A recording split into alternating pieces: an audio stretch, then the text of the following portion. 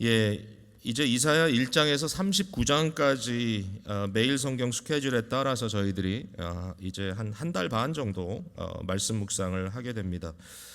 이사야서는 크게 두 파트로 나뉘어지는데요. 이번에 우리가 함께 묵상할 1장에서 39장 이제 이것을 이사야 상편 이렇게 할 수 있을 것 같고요. 그리고 나머지 40장에서 66장까지 내용을 이제 하편이라고 할 수 있을 것 같은데, 상편에서 주로 다루고 있는 것은 이제 이스라엘 백성들이 참 하나님 앞에 온전히 살지 못하는 그 가운데 특별히 유다와 예루살렘을 향하여 이사야를 통하여 하나님의 경고가 주어지게 되고요. 그리고 그 주위에 있는 여러 나라들에 대한 하나님의 경고, 즉 심판에 대한 이야기가 굉장히 많이 등장을 하면서 그러나 이제 군데군데 메시아에 대한 약속을 주고 있는데요. 뒷부분으로 가게 되면 우리가 이제 내년이 되면 또 만날 것 같은데, 뒷부분에 가게 되면 유다와 예루살렘의 구원, 그리고 영원한 이 하나님의 나라의 회복에 대한 메시지로 아주 소망으로 가득 찬 내용을 저희들이 볼 수가 있습니다. 그래서 그런 이제 좀 차이를 가지고 우리가 이사야서 앞부분을 묵상하고 있다 이렇게 생각하시면 될 것 같습니다. 오늘 선택한 이 본문의 말씀은 이사야서를 이해하는데 굉장히 중요한 구절일 수밖에 없습니다. 굉장히 큰 역할을 하고 있는데요. 이제 두 가지 측면에서 그렇습니다. 하나는 이사야도 그렇고 예레미야도 그렇고 에스겔도 그렇고, 그러니까 당시에 아주 이 중요한 구약의 선지자들에 대한 이야기가 나올 때 가장 먼저 언급되는 것은 하나님께서 그들을 어떻게 부르셨는가, 즉 그들이 어떻게 영광 중에 이 하나님의 환상을 보고 하나님의 목소리를 듣고 선지자로 부름받고 파송되었는가 하는 장면이 꼭 등장을 합니다. 이사야에게 있어서는 1장 또는 2장에 그 내용이 나오지 않고 좀 딜레이 돼서 이제 6장에 이것이 등장을 합니다. 사실 이사야서는 굉장히 강한 어조로 1장이 시작이 되죠. 그래서 하늘과 땅아 들으라 이렇게 얘기를 하면서 이제 하나님의 백성, 이 유다와 예루살렘의 이 리더들과 이 거주민들이 얼마나 하나님께 범죄하고 있는지, 그들의 종교가 얼마나 썩어 문드러졌는지 뭐 이런 이야기를 이제 주로 하신단 말이에요. 첫 부분에 이제 이것을 우리가 언약적인 고소다 이렇게 얘기할 수 있습니다. 언약의 약속에 근거하여서 하나님께서 백성들을 고소하는 그런 장면이라고 볼 수 있는데요. 여기에 이제 그 주리 역할을 하는 대상은 재밌게도 모든 피조세계 하늘과 땅이여 들으라, 그들 앞에 어필을 하면서 자기의 백성을 고소하는 이제 이러한 내용으로 시작이 되거든요. 어쨌든 이사야 6장까지 오면 이제 하나님께서 왜 어떻게 이사야를 소명하셨는가, 이 내용이 굉장히 드라마틱하게 등장을 하고요. 우리가 읽었지만. 그리고 두 번째는 하나님께서 이사야에게 주신 소명은 과연 뭔가, 어떤 메시지를 그의 입에 담아 주셨는가라고 하는 굉장히 중요한 주제를 여기서 발견할 수가 있습니다. 요약돼서 주어지는 거죠. 그러니까 이사야에게는 어떠한 짐이 주어져 있는가, 어떠한 burden이 이사야에게 지금 이렇게 들려져 있는가, 얹혀져 있는가, 이제 이런 생각을 하면서 이제 볼 수 있을 것 같아요. 우리가 가끔 선교사님들을 파송한다든지 또는 목회자를 위임하는 그러한 예식 중에서 이사야 6장을 본문으로 하여 말씀을 듣는 경우가 있어요. 정말로 드라마틱한 부르심의 장면이 아닐 수 없습니다. 내가 누구를 보내면 누가 나를 위하여 갈고, 얼마나 멋진 하나님의 질문이고, 내가 여기 있나이다 나를 보내소서, 얼마나 단호한 이 소명의 부르심에 대한 응답인지, 그러니까 굉장히 이처럼 강력한 이 콜링과 응답하는 장면을 여기 담고 있기 때문에 이제 이 내용을 가지고 말씀을 전하는 경우가 참 많은데, 그런데 이제 우리가 오늘 본문을 앞부분만 읽는 게 아니라 뒤까지 쭉 읽어보면 이 본문 안에는 굉장히 놀라운 반전이 있다는 걸 볼 수가 있어요. 사실은 한 번 반전이 있는 게 아니라 반전의 반전도 있어요. 그래서 이 짧은 13절로 되어 있는 짧은 장이죠. 비교적 장으로 생각하면 작잖아요. 이게 근데 이 장 안에 굉장히 놀라운 그 터닝 포인트가 이제 그 안에 쭉 등장을 하는 거고, 사실은 이제 그런 면에서 이 작은 본문 안에 이사야 전체의 메시지가 담겨 있다라고 해도 이제 과언이 아닌 거예요. 오늘 말씀을 여러분이 듣다 보면 이게 단순히 선교사 파송을 위해서 쓸 수 있는 구절이 아니구나. 단순히 목회자를 위임할 때 그냥 멋지게 한번 소명하는 그런 구절만은 아니구나. 여기 굉장히 심각한 이슈들이 좀 담겨져 있구나. 여러분이 깨닫게 될 거라고 생각합니다. 저는 그냥 내용의 흐름에 따라서 이제 세 파트로 오늘 본문을 좀 여러분과 나누려고 해요. 첫 번째 파트는 당연하게 아주 높으신 하나님의 이 위대한 부르심에 대한 이야기입니다. 하나님이 이사야를 부르셨습니다. 이사야는 유다 왕국의, 그러니까 예루살렘을 중심으로 한 남왕국 유다의 4명의 왕을 시리즈로 이렇게 대하면서 예언을 했던 굉장히 장기간 예언을 했던 선지자입니다. 그러니까 이사야는 정말 말 그대로 대선지자 중에 한 명입니다. 우시야 왕에 대해서 그 이사야의 기록이 있다라는, 제가 나중에 이제 이렇게 보여드릴게요. 그 다음에 요담, 그러니까 우시야의 아들이 요담이고 요담의 아들이 아하스고 아하스의 아들이 히스기야인데 이 4명의 왕을 다 다뤘던 그러한 선지자가 바로 이사야입니다. 오늘 본문 맨 앞부분에 보면 우시야 왕이 죽던 해라고 했습니다. 그러니까 본문은 우시야 왕이 죽던 해에 이사야에게 있었던 일인데요. 우시야의 기록은 역대하 26장에 한 장 전체에 잘 기록이 되어 있습니다. 우시야는 아주 어린 나이에 왕이 됐습니다. 16살에 왕이 되었고요. 정말 오래 다스렸습니다. 52년 동안 유다를 다스렸습니다. 52년이면 최장 집권이구나라고 생각했는데 이렇게 찾아보니까, 다시 따져보니까 므낫세라는 왕이 굉장히 악한 왕이었습니다. 므낫세는 히스기야의 아들입니다. 그리고 이사야는 므낫세의 왕권 아래서 순교당했다고 이렇게 전설이 내려오고 있어요. 그러니까 이 므낫세 왕이 55년을 다스렸더라고요. 그러니까 얼마나 긴 암흑기가 있었는가. 참 좋은 왕을 만나서 오래 있으면 좋은데 나쁜 왕을 만나서 오래 있으면 이건 진짜 곤욕인 것 같아요. 어쨌든 우시야의 52년이라고 하는 기간은 절대로 짧은 기간이 아니죠. 한 왕이 반세기를 넘게 다스렸다는 것은 그 사회, 그 국가에 엄청난 영향을 미쳤다는 것을 생각할 수 있을 것 같아요. 우시야는 비교적 좋은 왕이었어요. 우시야는 그래도 착한 마음으로 다스렸습니다. 대외적으로도 유다가 굉장히 부강하게 되고요. 그리고 내부적으로도 예루살렘을 아주 견고하게 세웠던 왕이 우시야 왕입니다.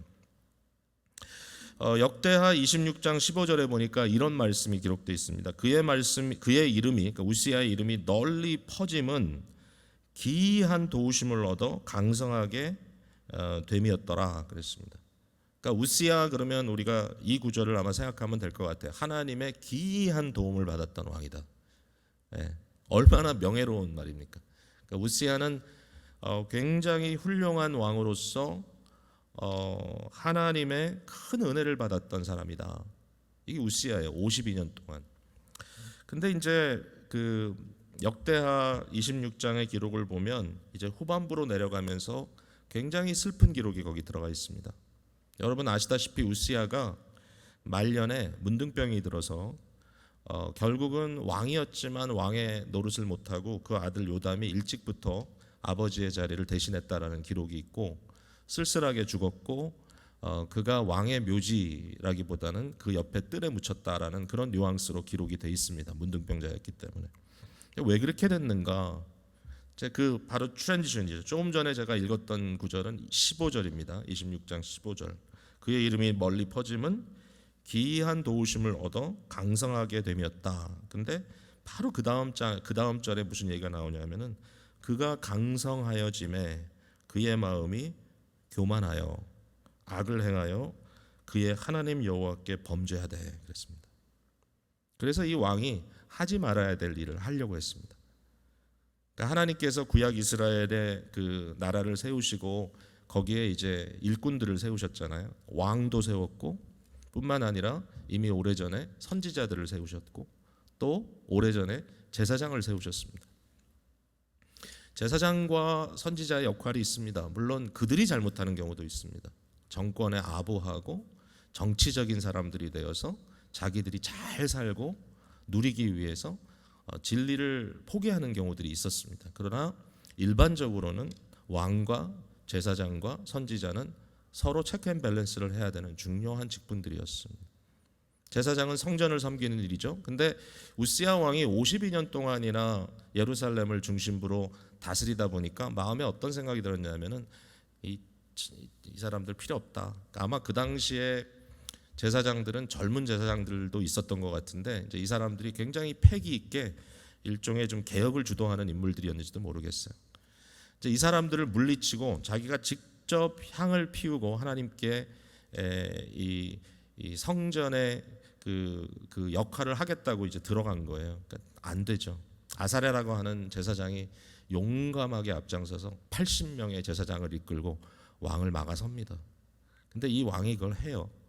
그러면서 이 향을 피우려고 하면서 그걸 손에 들고 어떻게 하냐면 제사장들에게 노를 바랍니다. 막 화를 냅니다. 니네가 뭔데 나를 막어 이렇게 했겠죠. 근데 그 순간에 굉장히 드라마틱하죠. 그의 얼굴에부터 문둥병이 퍼지기 시작합니다. 그 순간에. 이게 우시야의 후기입니다. 뒷부분입니다. 여러분 어떻게 생각하세요? 당시 이사야는 굉장히 젊은 사람이에요. 그가 그 이후로 오랫동안 살았기 때문에 굉장히 젊었어요. 아마 제사장 중에 하나였을 수도 있어요. 이사야는. 왜냐하면 성전에서 하나님을 만났고 그 이후에도 보면은 이스라엘 그 유다의 예루살렘의 종교적인 센터에 사실 이사야는 있어요. 그래서 이 사람이 제사장 중에 하나였는지도 모르겠다. 근데 우시야의 죽음은 한 시대가 이제 마감되고 다른 시대가 열리는 것을 의미하기도 했지만 우시야의 비극적인 결말로 인하여 많은 사람들에게 충격이 되었을 것이다라는 생각을 합니다. 하나님의 기이한 도우심을 입었던 왕이 이처럼 비극적으로 인생을 마치게 되다니 과연 이 나라가 어떻게 될 것인가. 근데요, 제가 어제 말씀을 다시 이렇게 앞뒤로 본문들을 살피면서 이전에 지나쳤던 구절을 하나 찾았어요. 여러분 역대하 한번 찾아보실래요? 바로 좀 전에 얘기했던 26장인데요. 역대하 26장에 보면 구약성경 691페이지인데요. 여기 우시야의 죽음에 대한 쭉 얘기가 나오고 죽기까지의 그 마지막 때가 나오고 22절을 한번 보세요. 22절 같이 한번 읽어볼게요. 시작. 우시야의 남은 시종 행적은 아모스의 아들 선지자 이사야가 기록하였더라. 여러분 이거 제가 미스했어요 예전에는. 그러니까 우시야의 라이프 스토리를 누가 기록해 줬냐면은 이사야가 기록해 줬대요. 근데 요 내용은 이사야서에는 없어요. 그러니까 이사야 66장에 있지만 거기에는 우시야에 대한 기록이 그렇게 나오지 않아요. 우시야가 죽던 해 이런 얘기만 나오죠. 그러니까 결국 뭐예요? 요 책은 분실됐어요. 없어요. 근데 이제 여기에 중요한 포인트는 뭐냐면은 이사야에게는 우시야가 대단히 중요한 인물이었다는 거예요. 젊은 시절에 우시야는 이사야의 영웅이었어요. 예를 들면 이제 제가 C.S. 루이스에 대해서 논문을 썼거든요. 그러면 그분에 대해서 관심이 많아요. 그분의 장점, 단점. 그러면서 그분에 대한 이야기를 많이 할 거예요. 어쩔 수 없어요. 이사야는 우시야의 인생에 대해서 전문가예요. 이게 이사야예요. 자, 이만하면 이사야의 마음이 어땠는지를 알 수 있을 것 같아요. 우시야가 죽던 해에.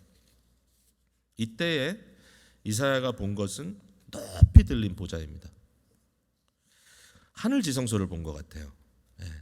환상에 하나님의 옷자락이 저 하늘 보좌로부터 쫙 땅까지 내려와서 하나님이 하늘과 땅을 잇고 있는 것 같은 이미지를 보여주는 거예요. 성전까지 내려와서 성전을 가득 채웠습니다. 지금 이사야가 앉아 있는 그 성전을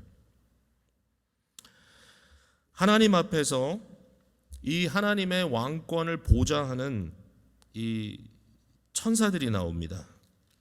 예. 이 스랍이라고 기록되어 있는 이 세라프라고 하는 이 사람들이 이 존재들이 하나님 앞에서 6날개를 갖고 있는데, 2날개는 얼굴을 가리고 2날개로 발을 가리고 2날개는 날고 공중에 이렇게 약간 떠 있는 상태로 이 천사들이 이 상황 속에서 그들의 입술을 통하여 고백합니다. 거룩 거룩 거룩, 거룩하시다. 놀랍죠? 네, 이런 영광스러운 현장이 지금 벌어지고 있는데, 거룩하다 거룩하다 거룩하다 만군의 여호와여 그의 영광이 온 땅에 충만하도다.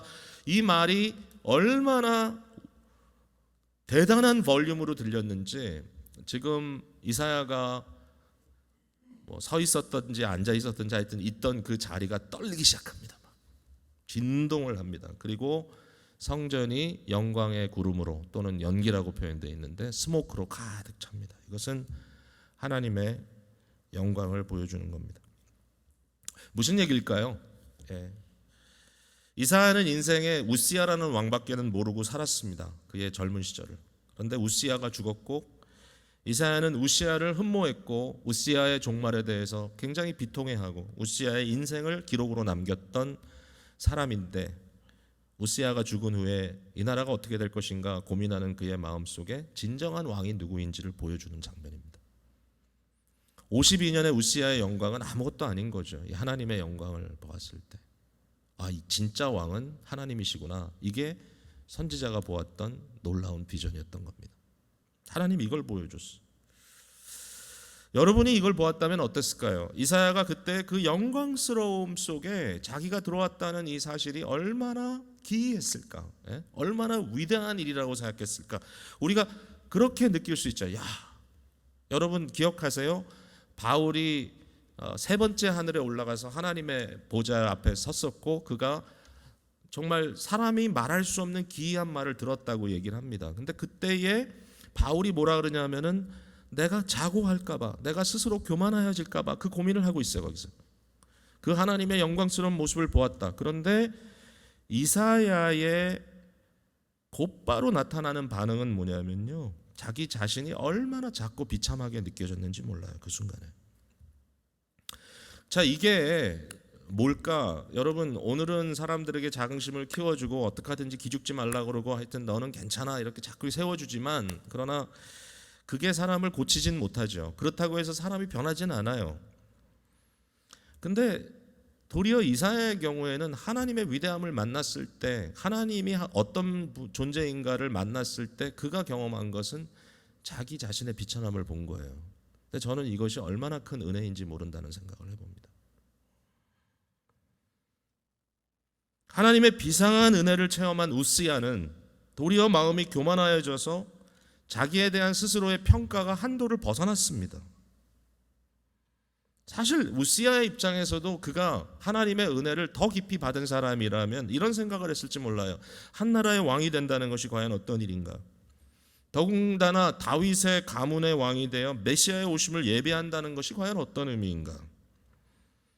그 황송함, 그것도 52년 동안, 다윗은 40년 다스렸는데 우시야는 52년 동안 그 황송한 직분을 그 등에 업고 살아야만 했던 그의 인생을 생각하면 견딜 수 없는 무거움 밑에 겸손함이 있어야 했을 것 같은데, 근데 50년 동안 왕으로 대접받다 보니까 결과는 뭐든지 할 수 있을 것 같다라고 하는 자만심이 그의 마음을 채웠던 것이죠.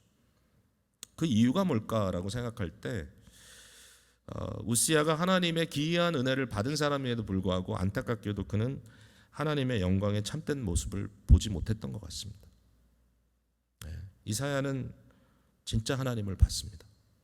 그 영광을 받고 그 영광을 보자 하는 천사들의 그 외침을 들었고, 그 외침 앞에 온 땅이 진동하는 것과 누구도 감당할 수 없는 영광의 구름이 자기가 있던 자리를 가득 메웠던 그 모습을 보았을 때 그는 하나님 앞에 무릎 꿇고 회개합니다. 그 순간에. 그래서 하나님 앞에서 엎드리지 못하고 좀 교만을 떨고 있는 자들은 죄송하지만 하나님의 거룩하심을 만나지 못한 자들이다라고 우리 스스로 좀 평가해 봐야 할 것 같습니다. 진정한 의미에서 하나님을 내가 잘 모르는구나. 아주 모르진 않겠지만 그러나 내가 정말 하나님의 영광을 잘 모르나 보다. 하나님은 교만한 자를 물리치시고 겸손한 자에게 은혜를 베푸신다라고 말씀해 주셨습니다. 정말 큰 은혜입니다. 이때에 천사가 제단에서 불이 타고 있는 거룩한 숯을 가지고 와서 그의 입술에 대면서 그의 죄사함을 선언했어요. 하나님께서 그를 구별하여 내셔서 거룩하게 하셨습니다. 용서를 경험한 거죠. 너의 죄가 사했다. 이때 이사야는 어마어마한 감격을 경험했을 것입니다. 아마 눈물로 그 순간을 맞이했을 것입니다. 근데 그 순간에 하나님의 목소리가 들리는 거예요. 내가 누구를 보내며 누가 우리를 위하여 갈고. 그는 제어할 수 없는 내적인 이 충동을 아마 느꼈을 겁니다. 터져나오는 목소리로 외칩니다. 감히 내가 여기 있나이다. 나를 보내소서. 이게 무슨 얘기입니까? 나의 생명을 나의 참된 왕 주님을 위해 내놓겠습니다라고 외치는 신복의 고백입니다. 나는 온전히 당신의 것입니다. 나는 당신을 위해 내 생명을 바쳐 섬기겠습니다. 여기까지 너무 감동스러운 위대한 하나님의 위대한 부르심이에요. 자, 그런데 이제 다음 파트로 가야죠. 우리가 두 번째 파트는 뭐냐면 이사야에게 아주 이상한 메시지가 전달되었다는 것입니다. 오늘 본문 9절부터 봅니다. 여호와께서 이르시되 가서 이 백성에게 이르기를 너희가 듣기는 들어도 깨닫지 못할 것이요 보기는 보아도 알지 못하리라 하여 이 백성의 마음을 둔하게 하며 그들의 귀가 막히고 그들의 눈이 감기게 하라 그랬습니다. 이상합니다. 그죠? 이사야를 보냅니다. 하나님께서. 이사야는 아주 터질 것 같은 심정으로 내가 이 하나님의 이름을 전해야 되겠다라고 그렇게 결심을 했을 것 같은데 이사야에게 주어진 메시지는 무슨 얘기입니까? 너희가 듣기는 들어도 깨닫지 못할 것이요 보기는 보아도 알지 못하리라. 백성의 마음을 여는 것이 아니라 백성의 마음을 둔하게 하고 귀가 막히게 하고 눈이 감기게 하는 거예요. 그들이 돌이켜 고침을 받고 변화되지 못하게 하라라고 하는 아주 이상한 메시지를 그가 듣게 됩니다. 자, 이걸 우리가 연결해서 보았을 때 이사야 6장을 가지고 선교사들 보낼 때 쓰면 안 될 것 같아요. 왜냐하면 선교사들은 가서 복음을 전해서 저들이 주께 돌이키게 해야 되는 사람들, 목사는 말씀을 전해서 그 복음으로 사람들이 회개케 해야 되는데 오늘 본문에 보니까 이사야를 불러서 너는 저들의 마음을 둔탁하게 하고 저들의 귀가 막히게 하고 저들의 눈이 뜨지 못하게 하라, 이런 메시지를 전해준 거예요. 이게 무슨 얘기입니까? 이사야에 주어진 소명은 너무너무 무거운 소명이었습니다. 즉 하나님의 심판을 선포하라는 것이었습니다. 심판이 올 것이다가 아닙니다. 여러분, 앞으로 심판이 올 거다. 요나는 니느웨 가서 그렇게 전했죠. 일주일 지나면 심판하실 것이다. 그러나 이사야에게 주어진 메시지는 그게 아니에요. 전혀 아니에요. 도리어 요나는 심판의 메시지를 전했을 때 니느웨 사람들이 회개했어요. 근데 이사야에게 주어진 메시지는 앞으로 하나님이 너희를 심판하니까 너희들 조심해라가 아니었어요. 그게 아니었어요. 도리어 이미 심판이에요. 이미 하나님의 심판이 이루어지고 있다. 여러분, 제일 무서운 심판이 뭔지를 우리가 잘 이해해야 합니다.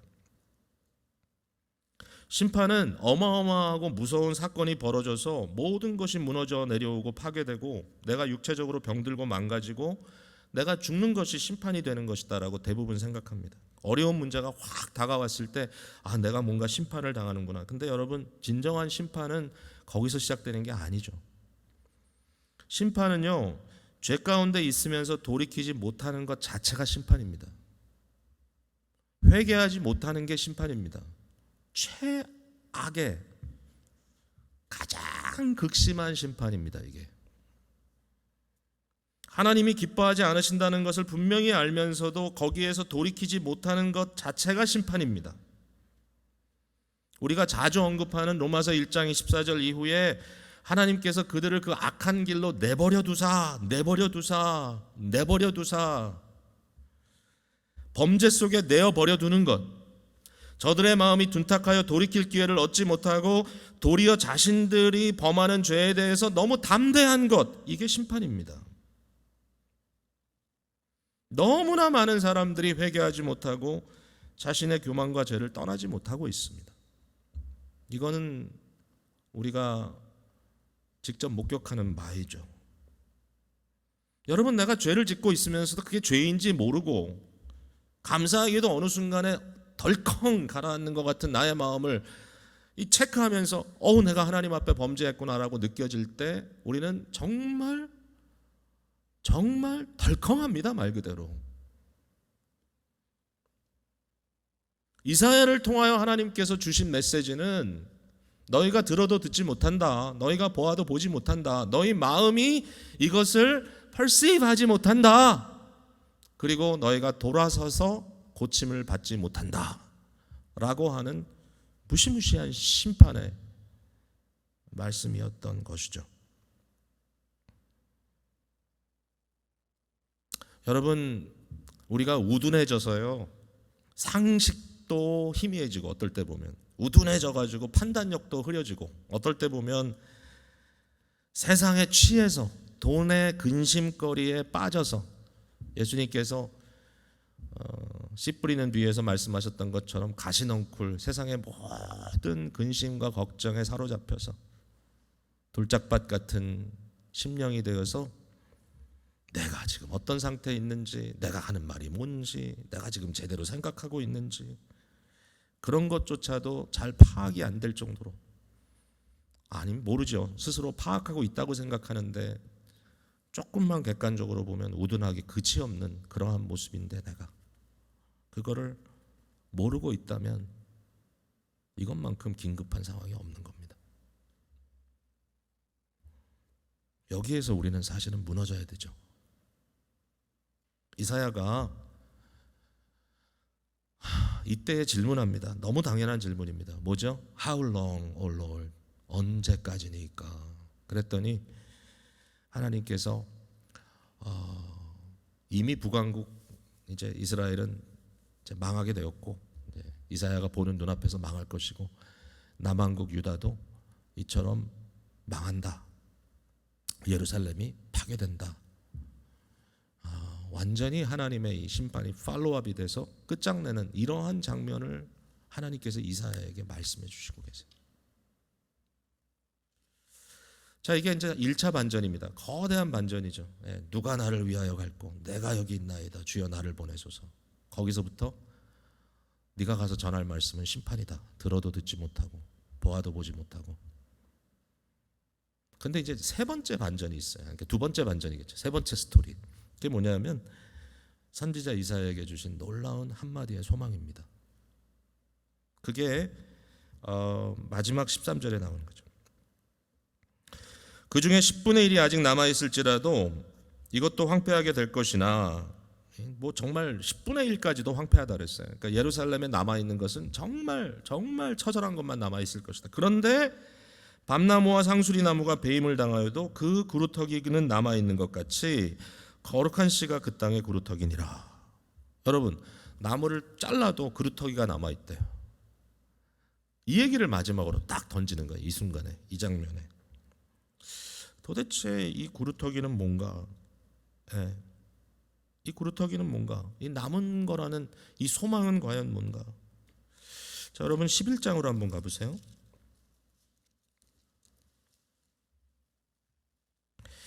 11장 1절을 볼게요. 이새의 줄기에서 한 싹이 나며 그 뿌리에서 한 가지가 나서 결실할 것이다 그랬습니다. 그리고 이 비슷한 말이 10절에도 반복이 됩니다. 그날에 이새의 뿌리에서 한 싹이 나서 만민의 기치로 설 것이요. 어떤 날이 오는데, 그날에 이새는 누구냐면 다윗 왕의 아버지잖아요. 그러니까 다윗가를 의미합니다. 하나님께서 다윗에게 주셨던 약속의 팔로우업이라는 얘기죠. 근데 여기에 이새의 줄기에서 한 싹이 난다 그랬는데, 사실 이 줄기라는 단어는 구루터기입니다. 구루터기. 그러니까 여기에 하나님께서 이사야에게 던졌던 이 구루터기의 의미는 뭐냐면 바로 하나님의 약속하신 바 다윗을 통하여 그의 뜻을 이루시겠다고 하는 그 약속이에요. 그 구루터기로부터 한 싹이 날 것이다 그랬습니다. 대단한 거죠. 구루터기가 죽지 않았다. 거기에서 싹이 나온다. 근데 그가 바로 누구냐? 자, 9장으로 넘어가세요.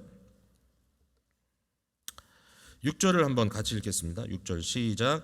이는 한 아기가 우리에게 낳고 한 아들을 우리에게 주신 바 되었는데 그의 어깨에는 정사를 메었고 그의 이름은 기묘자라 모사라 전능하신 하나님이라 영존하시는 아버지라 평강의 왕이라 할 것입니다. 한 아기가 태어난다는 것을 예언합니다. 제가 아주 간단하게 설명하겠습니다. 이것은 이리 보나 저리 보나 메시아적인 예언입니다.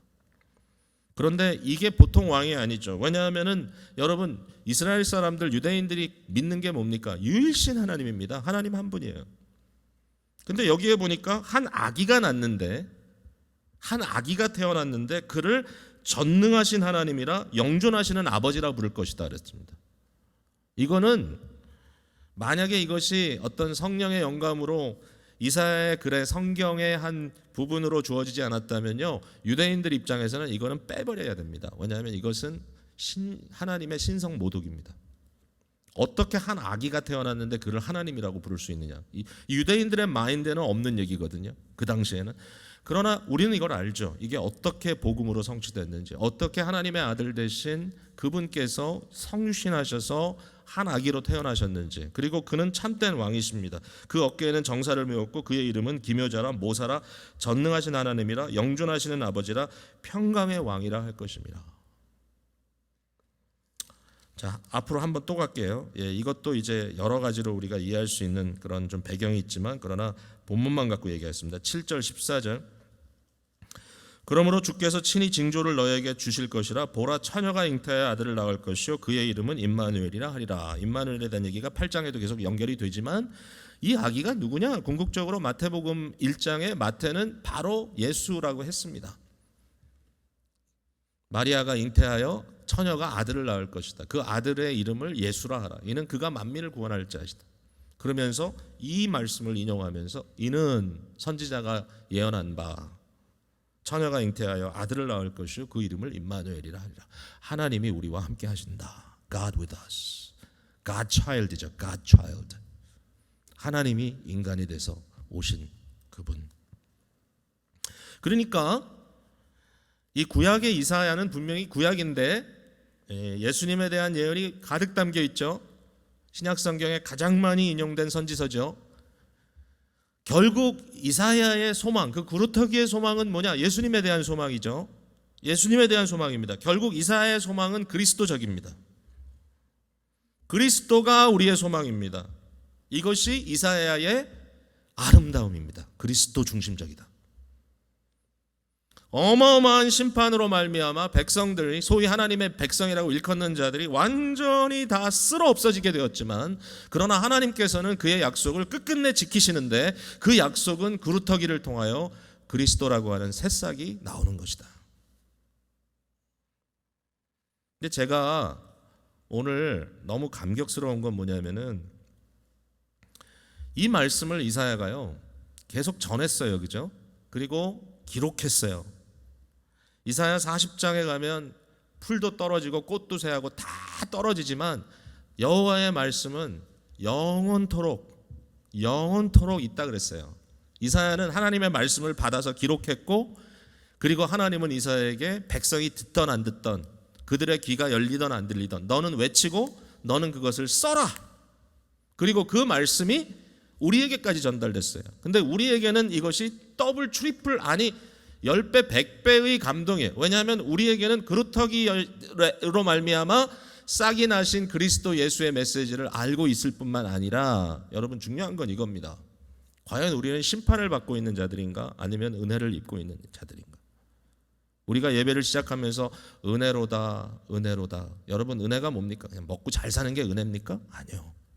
진정한 은혜는 우리의 마음이 둔탁하지 않고 우리의 귀가 막히지 않고 우리의 눈이 멀지 않고 하나님의 경고의 말씀이 들리고 하나님의 복음이 들려서 주께 회개하는 겁니다. 그게 은혜잖아요.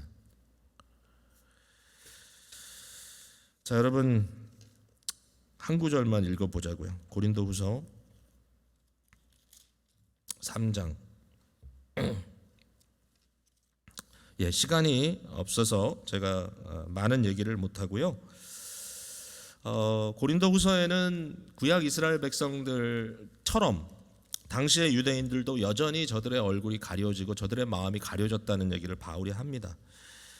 3장 14절을 볼게요. 그러나 그들의 마음이 완고하여 오늘까지도 구약을 읽을 때에 그 수건이 벗겨지지 아니하고 있으니 그 수건은 그리스도 안에서 없어질 것이라 했습니다. 3장 16절에 그러나 언제든지 주께로 돌아가면 그 수건이 벗겨지리라. 누구든지 그리스도께로 돌아가면 그 마음을 덮고 있는 수건이 벗겨질 것이다. 주는 영이시니 주의 영이 계신 곳에는 자유가 있다. 그리스도의 영이신 성령님께서 우리 안에 역사하시고 우리의 마음에 정말 오셔서 우리를 회복시키실 때 나타나는 결과는 뭐냐 하면은 18절에 보니까 우리가 다 수건을 벗은 얼굴로 거울을 보는 것 같이 주의 영광을 본다 그랬습니다. 마지막 멋있는 구절입니다. 4장 6절 어두운 데에 빛이 비치라 말씀하셨던 그 하나님께서 태초에 천지를 창조하시며 Let there be light 하셨던 그 주님께서 예수 그리스도의 얼굴에 있는 하나님의 영광을 아는 빛을 우리 마음에 비쳤다. 여러분, 성령의 은혜로 말미암아 예수 그리스도의 복음으로 우리의 심령의 믿음이라고 하는 놀라운 역사가 일어났다는 것만큼 큰 은혜와 기적은 없습니다. 이사야가 꿈꾸던 것, 주여 언제까지입니까? 바로 지금이 그때입니다. 여러분, 이 메시지가 들리십니까? 여러분, 이 말씀이 들어오나요? 여러분, 예수 그리스도가 여러분 주인 되신 거 맞습니까? 여러분은 누구를 위해 살고 계십니까? 여러분, 회개할 수 있습니까? 여러분, 자신의 모습이 그리스도의 영광의 얼굴에 비춰졌을 때 자신의 비천함을 주님께 고백할 수 있습니까? 아니면 아직도 전혀 감이 오지 않습니까? 아직도 수건이 여러분의 마음을 가리고 있습니까? 주님께서 온갖 방법을 통하여 여러분을 뒤흔드신다면 얼마나 큰 은혜인지 모릅니다. 최근에 우리 교회 교우 중에 좀 질고로 어려움을 당한 성도가 신방을 하면서 마음에 다시 한번 복음을 상기시키고 결신하고 이제 이런 과정을 가고 있는데 이분이 이런 고백을 해요. 나도 남들처럼 좀 뜨겁게 주님을 영접하고 싶었는데 항상 그게 부러웠는데 놀라운 것은 이처럼 심각한 고난을 통하여서도 하나님께서 그 마음에 자극을 주신다는 겁니다. 저는 그게 은혜라고 생각합니다. 정말 뜨겁게 주님 앞에 내가 헌신하고 싶었는데, 정말 회개하고 싶었는데, 정말 눈물로 한번 주님 앞에 내가 엎드려지고 싶었는데, 여러분 오늘 이 시간에 주님께서 그런 은혜를 저와 여러분에게 주시기를 원하고, 혹시라도 이런 은혜에 대한 체험이 여러분에게 사실 아직도 맹숭맹숭하다면 경각심을 갖고 주님 앞에 엎드려 예수 그리스도의 은혜를 구하시는 여러분들 되시기를 간절히 바랍니다. 기도하겠습니다.